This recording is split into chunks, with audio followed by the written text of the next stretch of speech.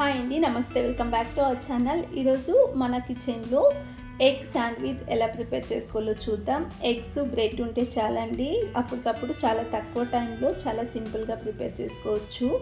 Evening time స్నాక్స్గా అయినా లేదా morning బ్రేక్ఫాస్ట్గా అయినా చేసుకోవచ్చు. ముందుగా 2 బ్రెడ్ స్లైసెస్ని తీసుకుని ఈ అంచు భాగాలను కట్ చేసి తీసుకోండి.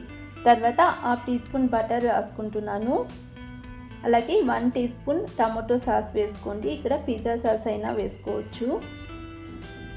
అలాగే చీజ్ స్లైస్ని వేసుకోండి. తర్వాత ఉడికించి రౌండ్గా కట్ చేసుకున్న ఎగ్స్ వేసుకుని రుచికి సరిపడా సాల్ట్ వేసుకుంటున్నాను. అలాగే పెప్పర్ పౌడర్ని వేసుకోవాలి. తర్వాత చిల్లీ ఫ్లేక్స్ వేసుకుంటున్నాను.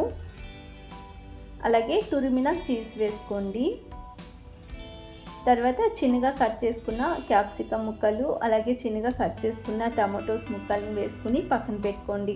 తర్వాత ఇదే విధంగా మరొక బ్రెడ్ స్లైస్ కూడా బటర్ రాసి టమాటో సాస్ రాసి చీజ్ స్లైస్ వేసుకుంటున్నాను. తర్వాత ఉడికించిన ఎగ్స్ వేసి రుచికి సరిపడా సాల్టు, పెప్పర్ పౌడర్, తురిమిన చీజ్ వేసుకుని చిన్నగా కట్ చేసుకున్న క్యాప్సికమ్ టమాటో ముక్కల్ని వేసుకుని పక్కన పెట్టుకోండి. తర్వాత స్టవ్ పైన ప్యాన్ పెట్టుకుని 1 టీ స్పూన్ బటర్ వేసుకోండి. బటర్ కరిగిన తర్వాత బ్రెడ్ స్లైసెస్ని ఇందులో పెట్టుకొని లో ఫ్లేమ్లోనే 3 లేదా 4 నిమిషాల పాటు ఫ్రై చేసుకోవాలి.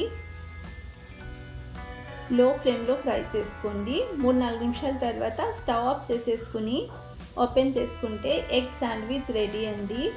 చాలా ఈజీగా ప్రిపేర్ చేసుకోవచ్చు.